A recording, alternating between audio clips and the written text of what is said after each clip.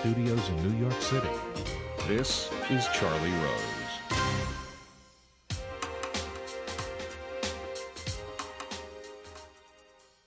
Stanley Kubrick was one of the most innovative film directors in the history of American cinema.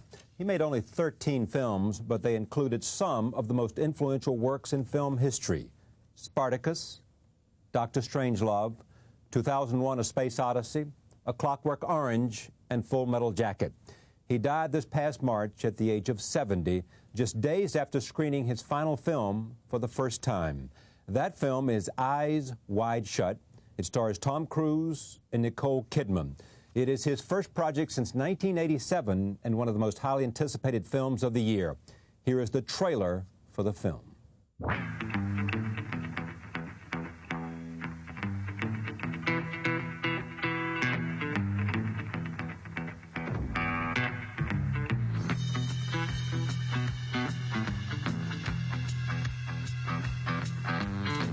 Baby did a bad, bad thing.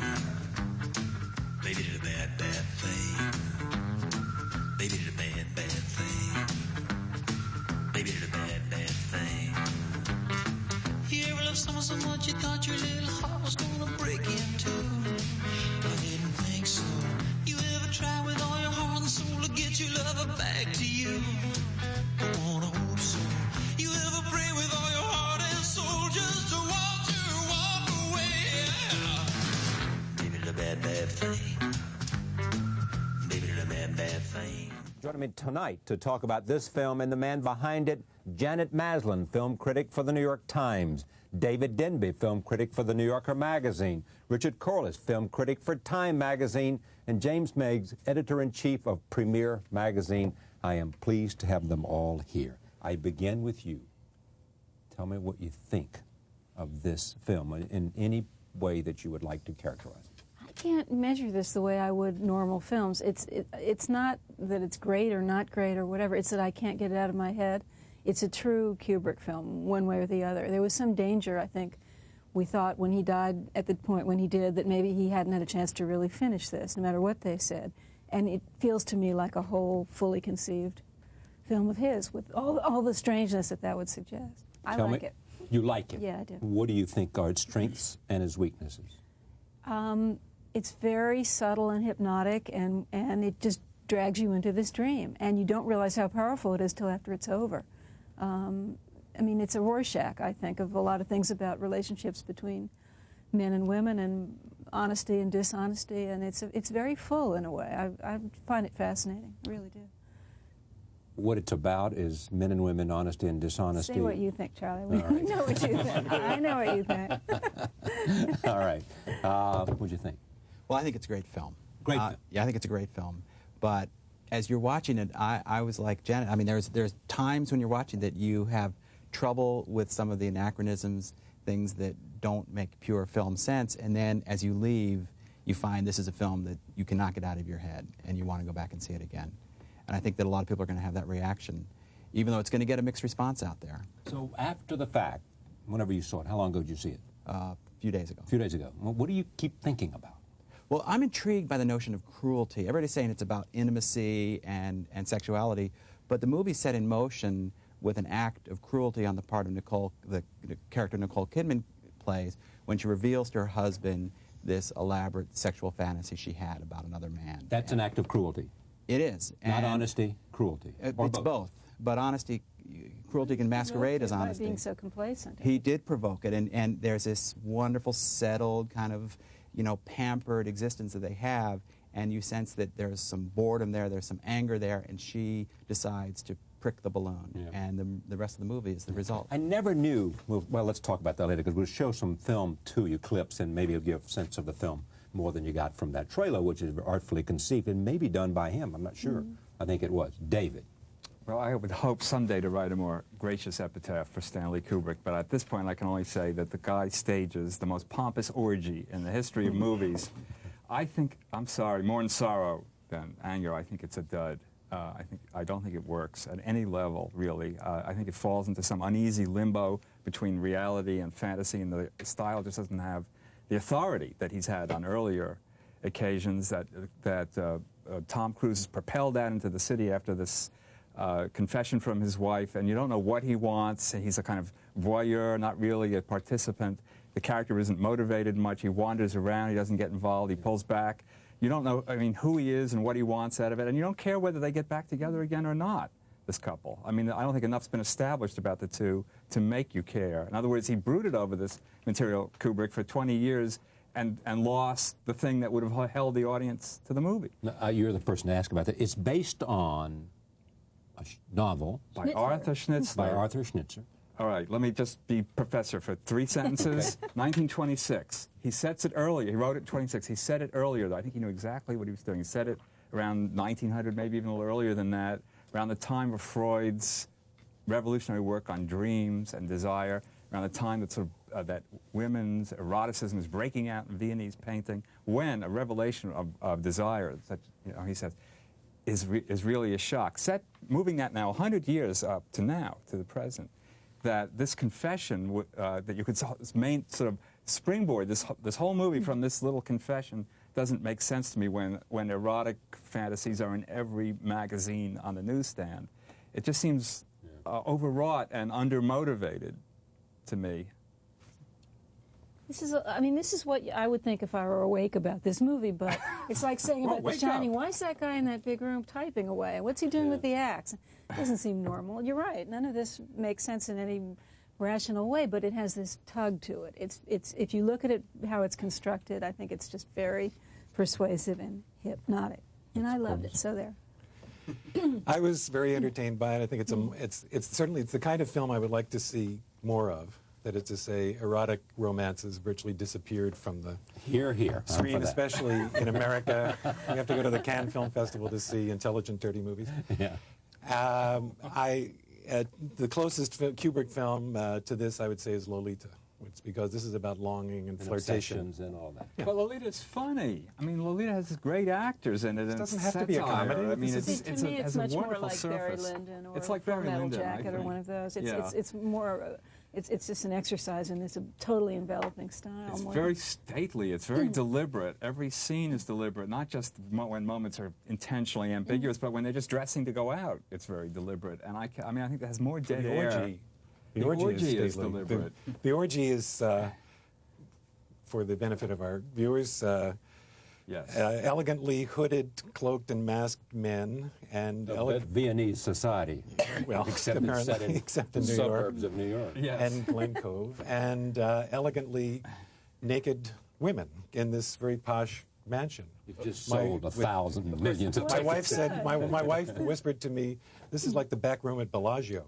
There were all these showgirls and rich men who take their pleasures. Well, the women are not quite naked. They have G-strings and high heels. It's like a. It's like G-strings and then they don't. Can we take the high road here? All right, let's take the low road. Well, okay, but let me, for the benefit of the audience, try to do something, which is to take a series of clips provided to us by Warner Brothers and give you, as best I can, a sense of the movie. A couple. He's a doctor. She is mother and his companion.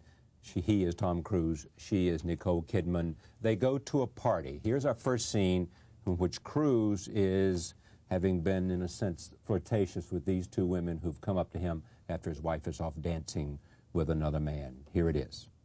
Ladies, where exactly are we going? Exactly. Where the rainbow ends. Where the rainbow ends.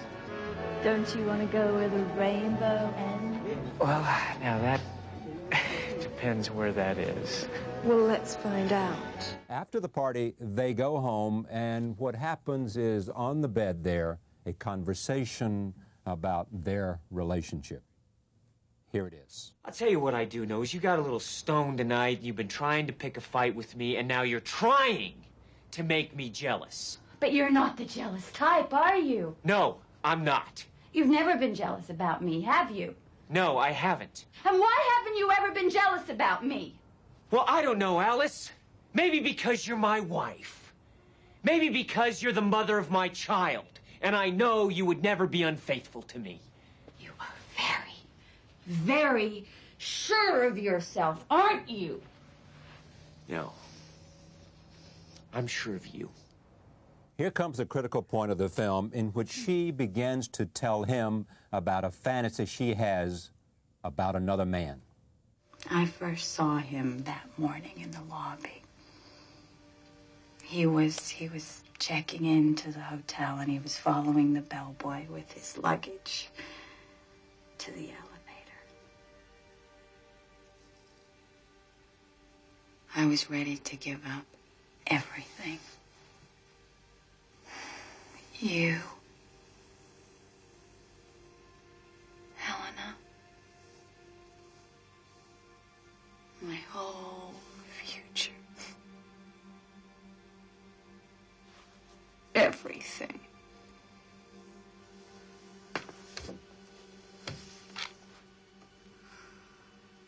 And yet it was weird, because at the same time,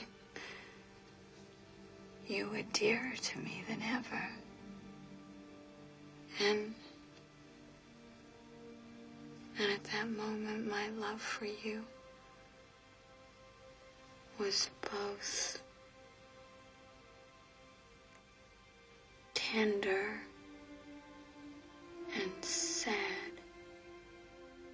A considerable portion of the rest of the film is about what he does after hearing that, including going looking for an orgy.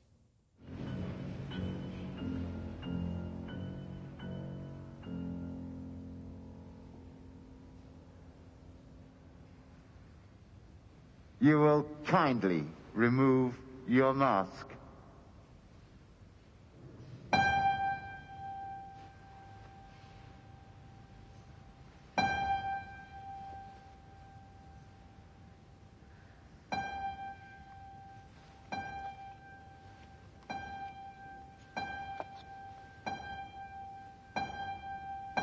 Now, get undressed.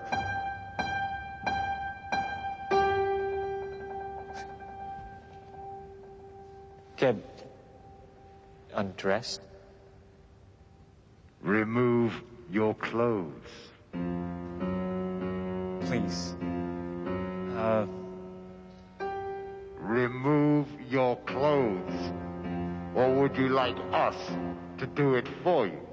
And finally, there is a scene which we will show you now in which she has a very climactic conversation with him about the relationship with the naval officer. Here it is. Then I was lying in a beautiful garden, stretched out naked in the sunlight.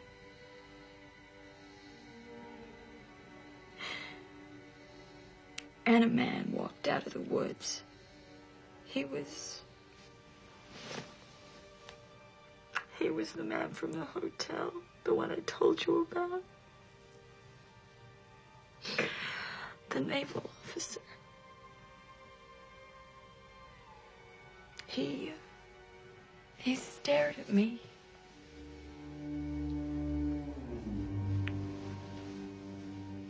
And then he just laughed.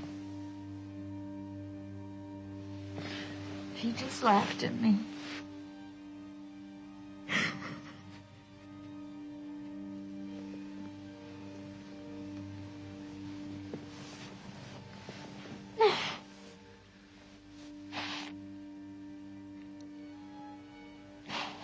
But that's not the end, is it? No. Why don't you tell me the rest of it? Now, that's a reasonable summary of the movie, but not all of it. And that last scene in which she's talking is obviously, we assume, a dream, although we don't know. As we were watching those clips, you said what? I said, this is ridiculous. I said, those clips make this movie look awful. I wouldn't go to see it on the basis of this. The movie is a 2.5-hour, very, very cohesive, enveloping experience. The clips look terrible and silly, and they just don't do it justice. Well, the movie has its silly moments. I mean, that whole orgy scine is a little bit like one of those, softcore cable movies, Red Shoe Diaries or something. And yet, you buy into it, you believe it, and it stays with you. Not as something that could really happen in the real world, but as some kind of psychological journey that this character goes through. Here we are. We've been watching people have sex with dessert this summer, and along comes a serious movie by someone who really had some kind of an artistic vision about it, for better or worse. It's got its flaws, absolutely. But at least it's a serious effort, and that means a lot, I think. It means a lot that it's a serious effort? Yes. For me, I happen to think it because works, it's a serious too. effort, it has to work. Well, it does. I think it does work, but I also think it aims a lot higher than most of what's around right now, and you have these expectations. I'm all for good intentions, getting high marks for good intentions, but let me just raise this point. Yes. Let's assume, what is it he's setting out to explore, number one? And secondly, is this the best vehicle and the best way to do it? He's setting out to explore the delicate balance that keeps people together and how every moment you're only really seeing a very small part of what anybody else's whole being is, and that you can't really know anybody else. I think that's a fair statement of the intention. Whether that's what actually is on the screen, I'm not so sure. And I think that Nicole, you saw the highlights of her performance just there. Those two scenes, the two confession scenes, are separated by about an hour and a half in which she doesn't appear. And that's a considerable Tom's just amount of time. wandering around and having these bizarre adventures. In search of we know not what. Search of we know, and most of the adventures don't really make sense. Right. And they're a little contrived. I mean, he's walking down a street in the downtown, and some prostitute comes up, and so he's presented with an opportunity, goes to the room, and he talks to her, and he gets a call, and so he's shaken out of his. If it doesn't work for you, it's contrived. Yeah. Right. And if it works for you, it's not contrived. It's powerful. All of his adventures are the same adventure. All of his movies are the same adventure. All of the cruise characters' adventures are virtually are the same adventure. That is to say, some attractive woman who has blonde or red hair and is taller than he is and looks a little like Nicole Kidman comes up and either flirts with him or presents herself naked to him, and he then becomes frantic as to whether he's going to pursue the attraction that he has for this woman or hold back. In that sense, it's like a 50s sex comedy, 7-year mature. He doesn't act. He's cast into a situation of a kind of passive voyeur, which is not a very appealing, I think, role for him. I think it's very personal to Kubrick. I mean, it's what a director does. Okay, but it's an undramatic conception, and it's partly why the movie is so pokey, because you keep waiting for this guy to do something, and he just is a spectator. It's pokey, and it has a different pulse from every other movie, and I agree with Janet, from new movies, and I agree with Janet that this is not a movie from which you can take sound bites or sight bites. Kubrick is a long take guy. Right. You sit there for 2.5 hours and you buy it, or you don't buy it. He's the anti-MTV director, which is, I mean, one of the things that's appealing to me about this movie is how old-fashioned it is in the 50s and 60s way, when adults took time to both become the parts of stories and tell stories. Okay, we'll talk about him in a moment and what it was that made him a genius and so honored and respected, and how to put this in the context of that and how this reflects that. But first, the actors. Tom Cruise. We just saw a series of different portrayals of him. Well, you know, one thing you have to give Tom Cruise some credit for is that he's made an effort in his career to work with some great directors, and they've pulled some great performances out of him. For a star of his power, to entirely give himself over to the control of a director, it very rarely happens these days. These days, the star is usually much more powerful on a film set than the director, and they boss the directors around. He didn't do that in this case. And in fact, part of the movie is about Kubrick's power. I can take the biggest star in the world, his beautiful, very talented wife, and have them do exactly what I want. I can have Nicole Kidman wear the absolute minimum amount of clothing in virtually every scene in which she's in that go on for 10 minutes at a time. No one else could get away with that. And I think that there is an element of Kubrick's own, he's taken a certain pleasure in that, and even in the fact that he could tie them down for a shoot that went on for well over a year. It's Actors love to be manipulated and abused. I mean, it's they think, yes, if you were to say to any actor, please copulate with this pig over here, and they will say, yes, that will make me a stronger actor. I talked with someone who knew Tom and Nicole, and they'd been over there for a year, and she said, they love it. They don't want to get away. They love being with this guy, and they never want to leave. I said, this is called the Stockholm Syndrome. I mean, no, see, I'll defend Kubrick on that. I mean, it seemed to me that it's you want me to rise to the defense of Mr. Kubrick? I'm not hostile to the movie, but what took so long? Well, to make this film? Yes. Well, okay. I mean, I want to say one thing about the actors. I think they give themselves over to this. And I do too. For better or worse, body and soul, absolutely. And if you don't believe that there's this really intense bond between them that's frayed all over the place, then you don't believe 1 second of this movie. they make, to me, they make it hang together. I don't have any problem with the performances. Yeah. I mean, it seems to me that, I don't know if that it's he great got both of acting, them. but it's total. It's the story that I just don't think in pursuit of the story. So maybe my fault with him is the vehicle that he chose to tell this story. I think it's a fabulous theme to explore. I think he's got two very talented people to do it. I think this kind of wanders, and this is a man who is dedicated to perfectionism, and in terms of, if you're going to take 60 takes, and if you're going to change actors in 2 cases, then you obviously are looking for some element of a perfectly finished product. How many shots? How many takes did he have of Scatman Crothers in The Shining, explaining to in the kitchen something to the little boy? 136. So So this is a quickie. Oh, but you thought both performances were top Yeah, flight. I think he's really getting pretty short shrift. I think he being Tom. Tom Cruise uses this golden boy carapace that he has and really manipulates it. You can see that there's something crumbling underneath that smile. He's not a good guy at all, and you don't really know what's in there. And I think he manages to make himself quite mysterious. David. I think he's a good actor, and I think he reached the kind of peak in Jerry Maguire where he developed a kind of body language that just allowed him to fly through scene after scene. But I don't think he's comfortable in this movie because he's required to think a lot on camera, which is the single hardest thing for any actor to do. And he furrows his brow, and he rolls his eyes, and he holds his face. Maybe he was really thinking. Yeah, but it's not a creative performance in that way. I mean, I don't know how he should have played it, frankly. I don't know, with this conception, I don't know how you play it. I did like the dialogue between the two of them. The best part of the film for me was the dialogue between the two of them. It needed to be more rather than him though. wandering around it needed to be more in developed. scenes that Then it seemed would have had unrealistic. Exactly. More attention. Can I What was at persuade you stake then? just a little? Yeah.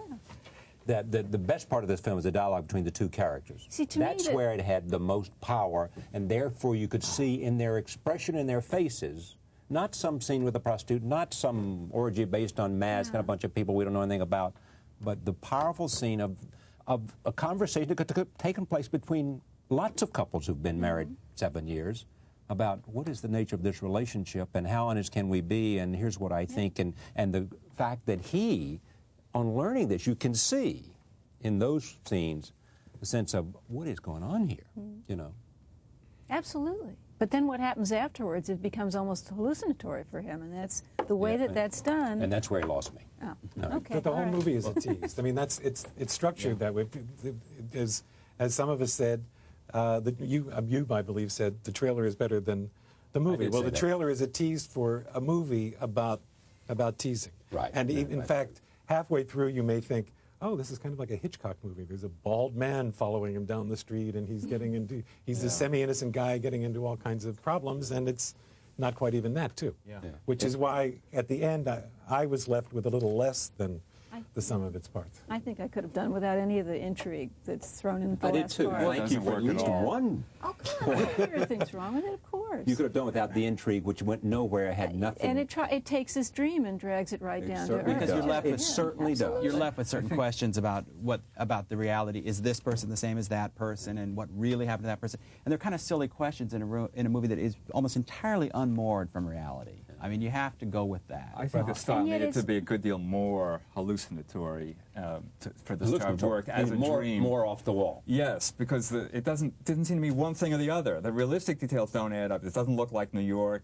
People don't sound like Americans. They have weird accents. My God, that orgy scene has got to be one of the stiffest, scenes ever put on in any movie. God. This is an old Ingmar Bergman 30 years But there's a ago. moment in the orgy scene when the two masks kiss, and I think that's a very important moment for the movie. I mean, it sounds kind of Well, what does thuddingly it obvious. mean? Well, I think that's what he thinks a relationship between I think he wants to people raise, really is. or you might say lower, every relationship to ritual. And the ritual there, where the incantation, the words recorded backwards, drawing people in, the masks, the beautiful Cruise's mask, as beautiful as his face. I found all that attractive, but I think it's mainly, this is an older man. And remember that he and Frederick Rayfield, the screenwriter he employed, I wrote a devastating piece about him afterwards. are both gentlemen in their 60s each of whom has been married for more than 40 years. So these, He has a Raphael said, little we're bit the of most, Playboy we're mansion to it. we're the two longest I marriages think in all you're of show saying something business. very important, that what he really has a feeling for is ritual, not personal relations, and that that's what's missing. That's not developed enough. That ritual stuff is boring and repetitive. It's like the Marquis de Sade on an off day. I mean, it's been overcooked. He's been sitting in prison too long. But the thinking relationship about feels this, very it has real, a kind of Versailles between the two of them. feeling. And it's not enough there's of it, never Jim, been for a the movie to work. relationship like that in any one of his films. It's also what before. makes it Well, okay, well said. Yeah. it's such an intimate film. It's very unusual for Kubrick to have a film that really plays into that intimacy. You know, his wife didn't want him to make it for many years. He's been interested in this thing for more than Kubrick's wife. 30 years. His wife really didn't want him to pursue it until... Because she thought he was not at the right point in his own life to make the film, and wouldn't have worked 20 years ago when he first wanted to make it. I'm not sure if it's that or if it's the nature of the relationship that they had. And Well, that's my point. I mean, in terms of his own life means his relationships. Yeah, yeah. And I think that, you know, she came around to it, but I think there was some discomfort there in terms of their own What's story. interesting is that his last film is the one film that he'd been wanting to make for a long time. I've got to say that without any backstory or baggage about how this film was made and why and where it came from and all that stuff in all those magazines about, you know, everybody he ever shook hands with has now come forth and told about it. Against journalism. The fact is, I think if you just went in and saw this without any idea who made it, you would be gripped by it somehow, and you would think this is something very unusual, and there's a lot going on in the background here, and what's this all about? Fair enough. Now, let me just go around the horn here, around the horn counterclockwise, and ask this.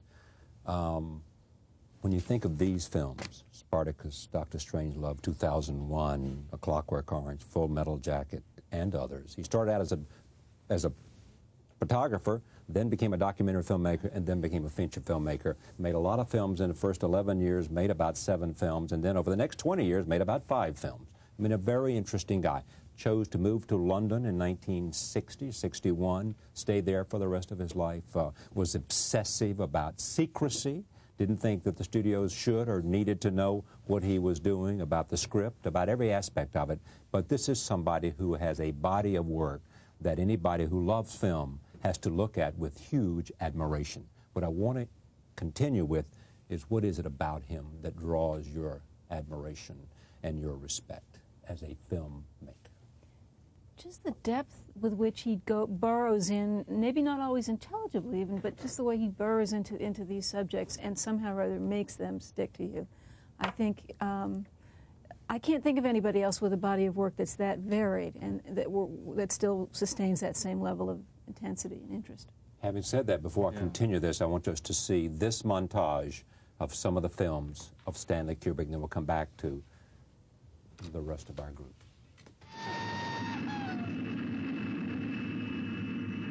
Hey, what about Major Kong?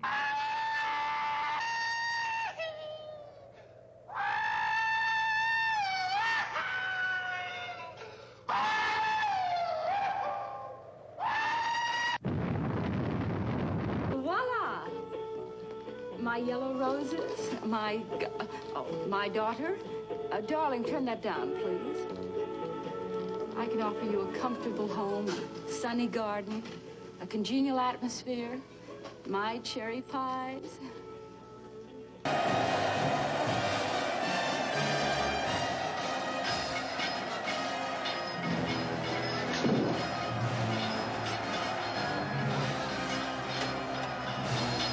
Then I'll huff, and I'll puff, and I'll blow your house in.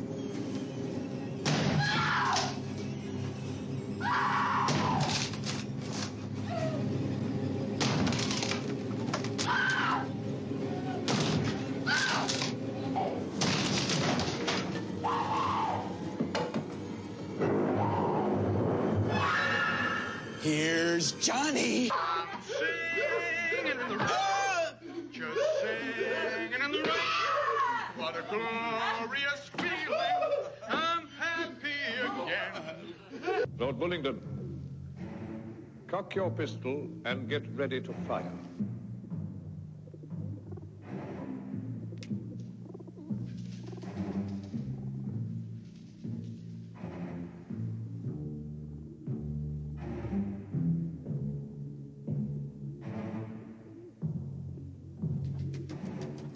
One,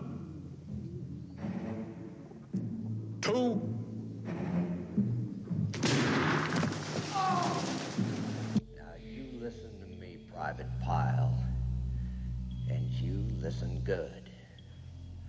I want that weapon. And I want it now.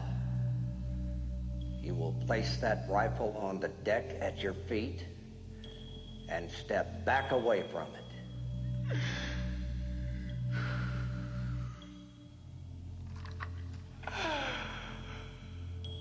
What is your major malfunction, numbnuts?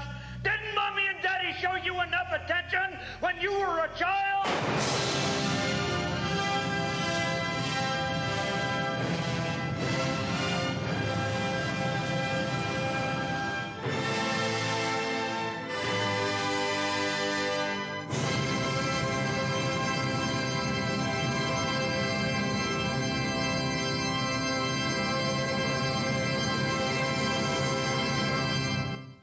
So, David, tell me about the genius. Well, I think in this clips we've just been looking at, you get some of the sense of A, the anger, and B, the sense of humor, the subversive sense of humor. This guy was a great satirist for a while there of American manners in Lolita, for instance, in Dr. Strangelove. Those are two of the funniest movies ever made about this country.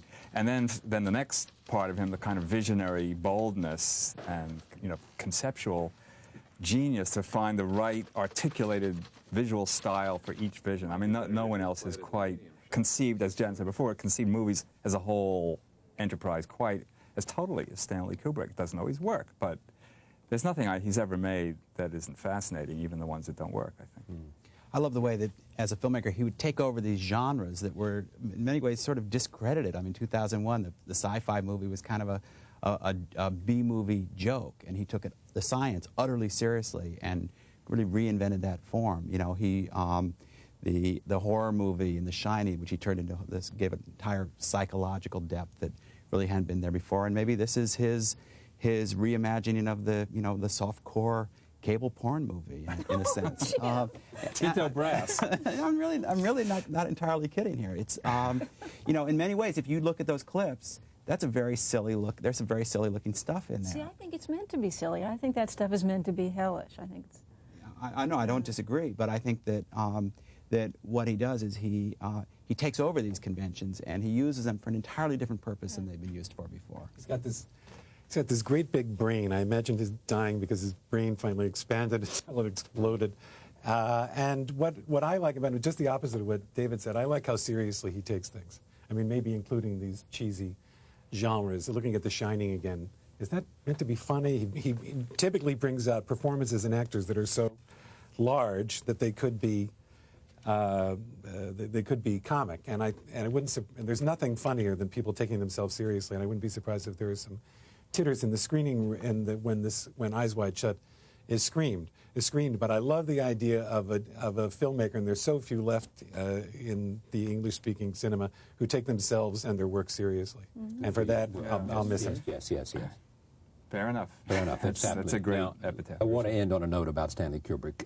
Clearly, whatever you think about this film, this has been one extraordinary life in film. And this may or may not be, as Time magazine says, haunting final masterpiece. But he clearly is someone that people who write and care about film took with great seriousness, and the notion that he was one who took film seriously is clearly appropriate. I thank all of you for joining me.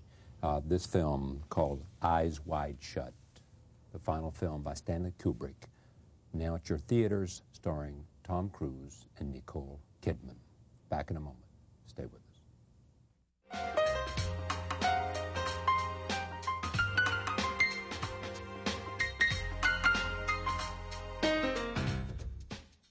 As we enter the 21st century, the roles of men and women are changing more rapidly than ever before. One person who's been keenly analyzing this is Dr. Lionel Tiger. In his new book, The Decline of Males, he sees the primary force behind these changes not as societal or political, but as biological. For him, it is the issue of reproduction that affects every aspect of the male-female relationship. He is a Charles Darwin Professor of Anthropology at Rutgers University, and I am pleased to have him back on this table, back on this table. Freudian slip. We're here to examine you, sir. Thank you. Tell me about the history of this book, The Decline of Male. I've been tracking this whole issue right from 1966, actually. 1969, I wrote Men in Groups, which developed the idea of male bonding, and I became interested then in how the sexes operate in an industrial society, and I've carried this on ever since. It became clear to me when the pill came in the early 70s, that something really serious was going on. So we did a study with monkeys, with my colleagues at the Rutgers Medical School. Put them on the pill? Yes. And it completely extinguished the sexual behavior between the breeding male and the females.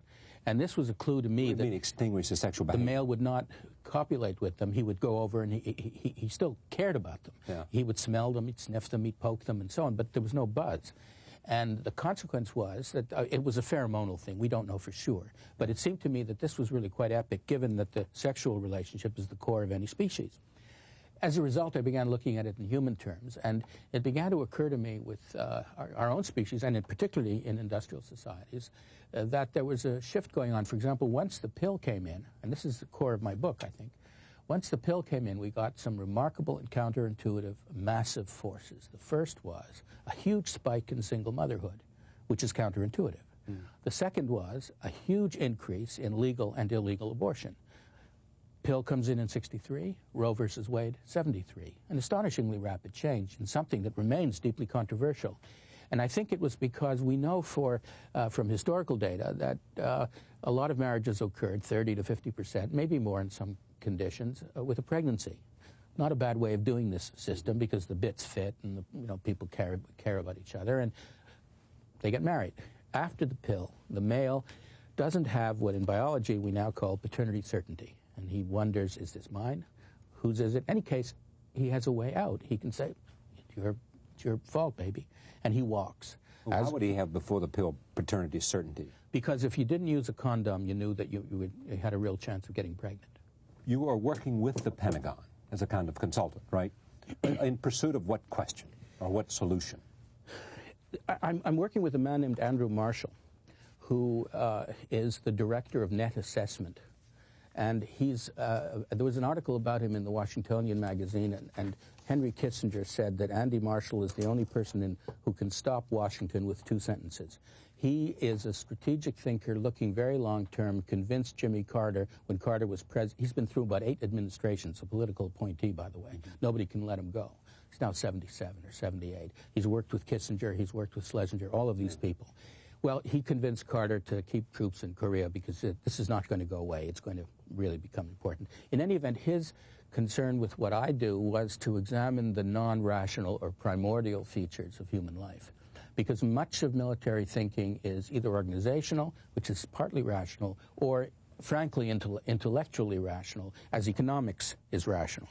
And life is more messy than that. And so for a rather long time I've been involved in trying to look at what human beings do so that suddenly they erupt in incomprehensible behaviors, such as in Kosovo, to do things which by any standard of calculation are completely ridiculous. And yet they animate people, motivate people, and kill people.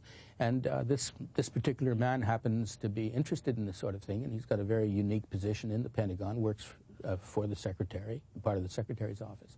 And I found it quite interesting, though I'm a pacifist and a coward, to have this connection, because intellectually I have to say that military officers, some of them, are among the brightest and most serious people that one is lucky enough to meet. And far more committed to doing what we would call good than many of my colleagues in the academic profession, who are quite content to make announcements and then go back to their vote. What answer you're looking for? To try to get a better fix on what people do and why. Okay. That's all. What's the big question for you? I mean, in this whole notion of the relationship between men and women, this either gender opportunity, gender conflict, what is it that is the ultimate question for you? What is it, the question that eludes you in trying to understand and you wish you could? It's in that dream state. I want to know what happens in that dream state when men and women make decisions about what they call their personal destiny, which eventually becomes the nature of the species. It's when animals mate and there's tremendous fuss and they're going through agonies, and then there's a little chick at the end of it. Well, yeah. So it's a glorious process. I must say, reading Darwin and being attentive to that part of the natural world is a great luxury, because it is so remarkable. And for me, it gives me a sense of formal humility, so that I don't think I'm clever enough to understand these things by simply clicking through a set of categories and announcing. Wait, but did I understand you just to say that what interests you most is the magic of mating?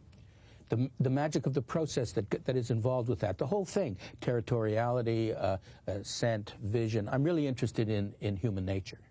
And that it doesn't quite elude me, because I think one can make some comments. Okay, but is the most important thing we've learned recently, the most important impact we've had in a long time, the pill?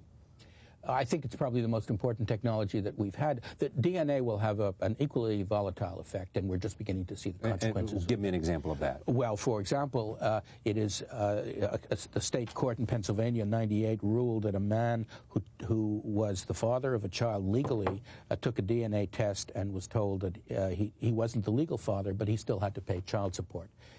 At the same time, men are now, well, I'll tell you a story. A student of mine at Rutgers, we were having a seminar about this, and she said, you know, it's getting very hard to have sex in New Jersey.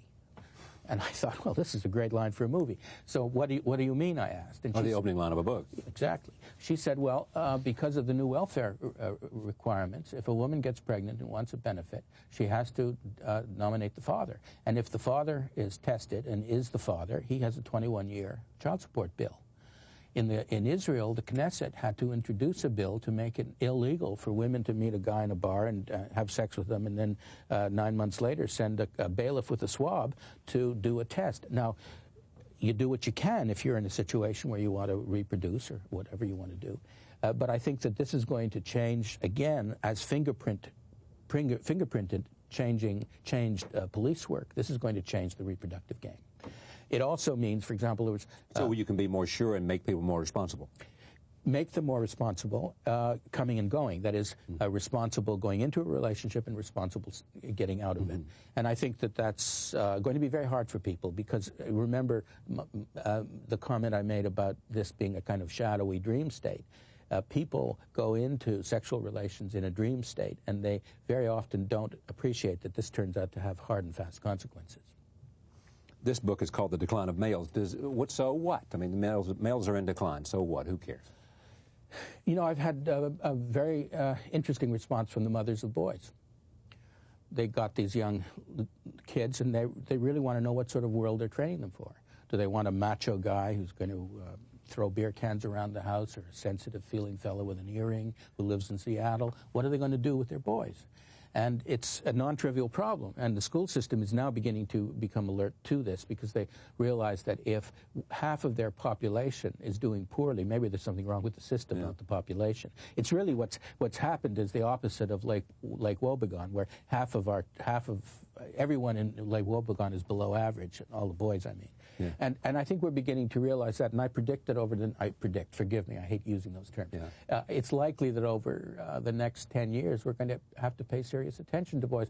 And you know what happens with these boys is... We have to pay serious attention to boys, meaning what? Well, we want to know why they blow up high schools and why they do all these crazy sorts of things that are completely perplexing to us. But so what do you think about that? Young males have always been the most dangerous part of the social structure. And in any tribe, in any community, you've got to figure out how do you deal with the young males.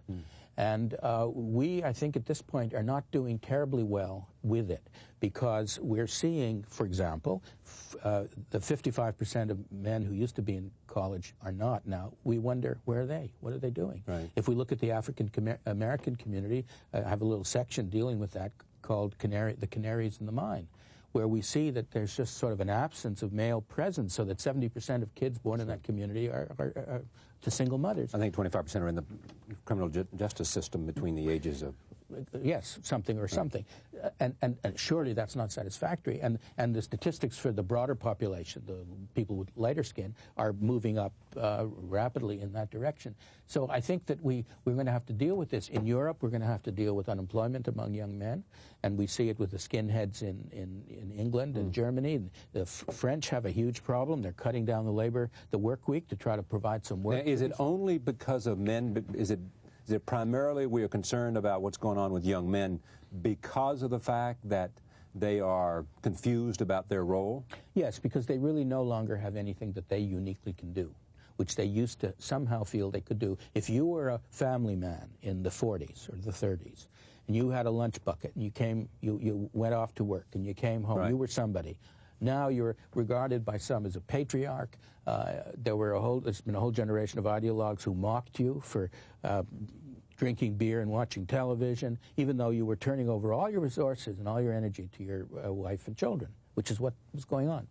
I'm not saying that was a good time, and I'm not trying to make a value judgment. I just have the feeling that we've been harsh on half of ourselves, and we haven't been sensitive to males who are insensitive, and they're part of the population too. But we haven't been sensitive to men who are insensitive, guys who are not really introspective. I saw a program you did with Stephen Ambrose, and you asked how do men talk with each other, and I think you both came to the conclusion that males and females talk to each other differently in their own groups. And that's my idea. Yeah, I mean, but then he said that men have an issue out there. They externalize. Yeah. They talk about something, not Right. about themselves. Right. And men just don't talk about themselves. For example, just look nationally in this country.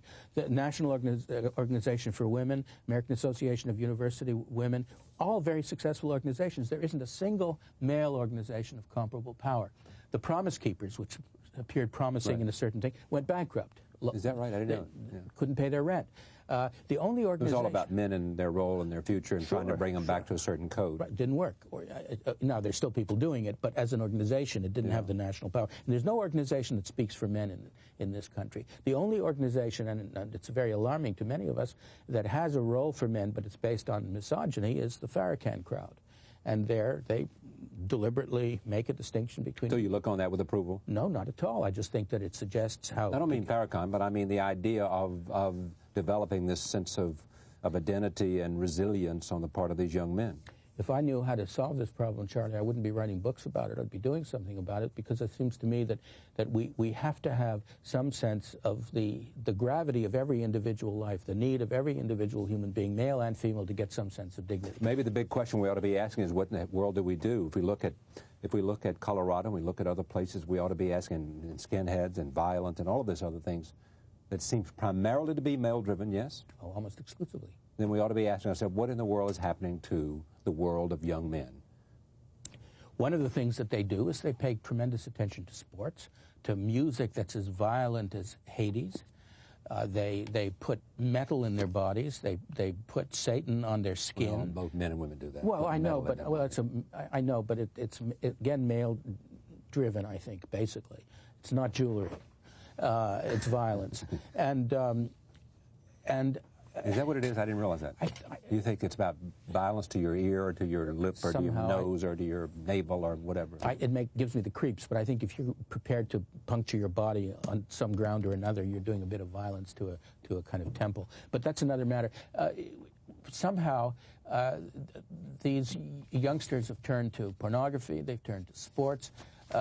Somebody we know just bought the Washington Redskins for $800 million. Right. What is the Washington Redskins? It's a complete male symbol. There's nothing there. There's a stadium, maybe. Yeah, but come on now. I mean, let's talk about that. I mean, that's just for a second. So suppose that's simply, and maybe it fits the model that you're discussing, but suppose that's simply someone who's always loved the Redskins, someone who loves football, as I do. Not as much as basketball, but love football as well. I mean, I would love to be able to own the New York Knicks. What does that make me? It makes you a male interested in a very dramatic activity that occurs in real time, and that's what males like. Okay. They like to know that if the ball's coming, can you hit it or not? Yes. If you can't hit it, you're out, fella, out. Okay? And this is what I think males lack, because so much of our community is a seminar, such as our conversation. Right. But there is, I think males have a sense, more than females, of living in real time. Right. And sports provides real time. And that's why you have endless sports, wall-to-wall, network after network. Right. And I think it's not for nothing. This is, after all, a highly... And do you think males are less interested in conversation than females? If you ask females, that's all they say. I know they do. Yeah. And because for males, talk is... It's not that it's cheap. It doesn't accomplish anything. My note about with Stephen the other night was that go to any restaurant in the world, and especially at lunch, and watch how the women, the animation, the level of animation of the conversation, in contrast to the way men talk. It's not like you and I are talking now. That's not the way men behave. That this is a sort of an exalted level of conversation because of the nature of the venue. But women do this at lunch. Watch them. And that's because what they're doing is what all the primates do. The females are constantly articulating what's happening in the community. They're discussing what's called gossip is, in fact, discussing the life cycles of other women, other men. They're assessing each other's mates. They're assessing each other's children, each other's decor. It's very, very important. They're interested in each other's lives. They are interested in each other's lives, and men are interested in what they do. Or our lives. All right, Edward O. Wilson, one of my heroes, said this about this book. Lionel Tiger, a pioneer of biological anthropology and developer of the concept of male bonding, here delivers a very well-researched and well-written brief for masculinism, I guess the word, masculinism, which, if successful, may gain parity with feminism, and eventually transform women's studies within academia into what they should have always been, namely gender studies. Well said, huh, Edward O. Wilson? Well said, and again, a man who has... Not well read, but well said. Well, you keep the bear. But, you know, what Wilson's talking about is that sense of mystery, which is why he's such a great biologist, because he understands the whole story. The Decline of Males, Lionel Tiger, author of Men in Groups, all about male bonding. What's the next subject for you? Get on the subject of young men. I mean, there's something where we need somebody to write something important. It's a challenge. I must say, I'm personally, this is not a confessional adventure here, but I'm fatigued by this whole book because it's been a very demanding experience because it's a very controversial argument. Yeah. I've put it in a way which I think is not designed to irritate people, because I don't want to irritate people. Yeah. And you want to provoke them? I want to inform. I want to raise questions. I don't want to provoke them to think. Yes. Oh, yes. Oh, yes. Right. That's the only job I can possibly have. In your own words, The Decline of Males is about what? It's about an unprecedented shift in the connection of men and women to reproduction and the greater availability of roles in the productive system, in the economy, to women, which has had all kinds of consequences we have barely begun to understand. Well said. Lionel Tiger, thank you very much. Thank you for joining us. See you next time.